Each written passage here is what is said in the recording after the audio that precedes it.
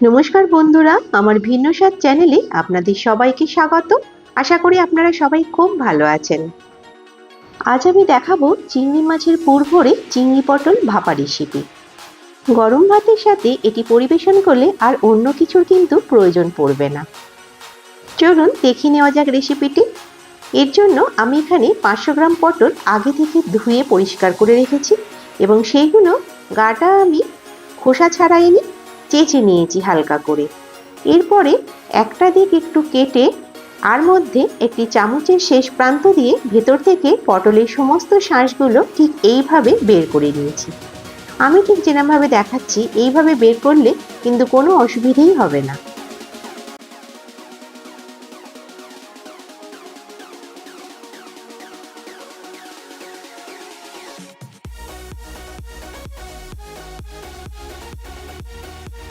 এইভাবে এক এক করে পটল থেকে সমস্ত ভেতরের শাঁসগুলো কিন্তু বার করে নেব।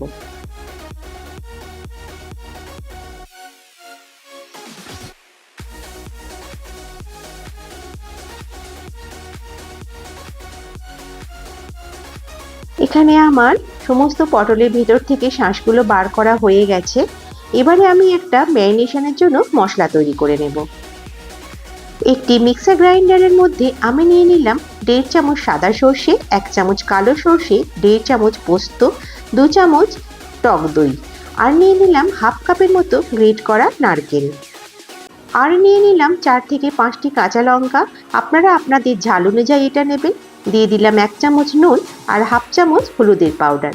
ব্যাস, আমার পেস্ট কিন্তু রেডি। আর এখানে আমি আগে থেকেও 400 চিংড়ি মাছ কেটে ধুয়ে পরিষ্কার করে রেখেছিলাম। এবারে যে পেস্টটা তৈরি করলাম সেটা দিয়ে এই চিংড়ি মাছটাকে 15 থেকে 20 মিনিট ম্যারিনেট করে রাখবো। তারপর অ্যাড করব 2 থেকে 3 চামচ সর্ষের তেল। তারপরে হাতের সাহায্যে এই চিংড়ি মাছটাকে ভালো করে কিন্তু এই মশলার সাথে মাখিয়ে নেব এবং 20 মিনিটের জন্য সাইডে রেখে দেব।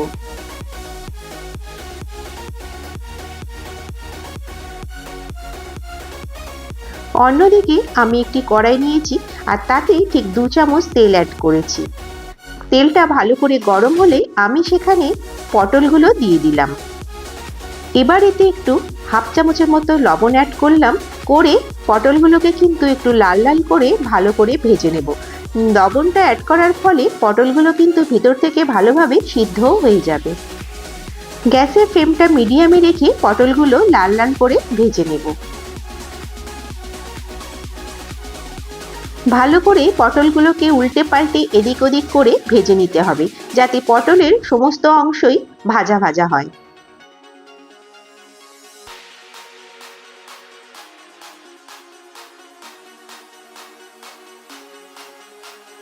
দেখুন পটলটা ঠিক এইভাবে ভাজা হয়ে গেছে। এবারে আমি পটলগুলোকে কড়াই থেকে তুলে নেব। এখানে আমি সমস্ত উপকরণগুলো এক জায়গায় নিয়ে নিয়েছি। এবারে ম্যারিনেট করা চিংড়ি মাছগুলোকে দিয়ে পটলের ভিতর স্টাফিং করব। এইভাবে ম্যারিনেট করা চিংড়ি মাছটাকে আমি ওই পটলের মধ্যে আস্তে আস্তে ভরতে থাকবো।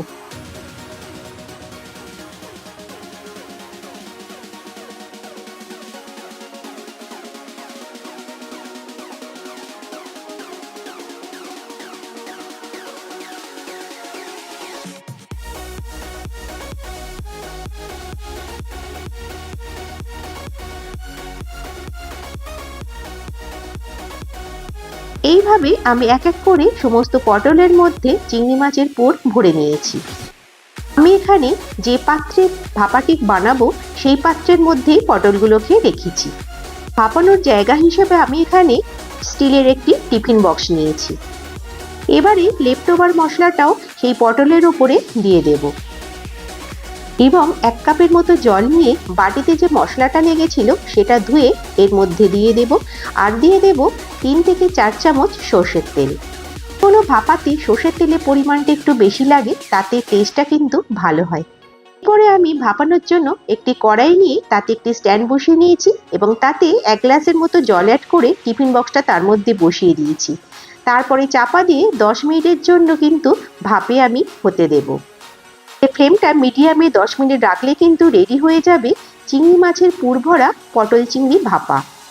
দেখুন এটা কত সুন্দর দেখতে হয়েছে এবং গরম গরম ভাতের সাথে এটা কিন্তু দারুণ লাগে।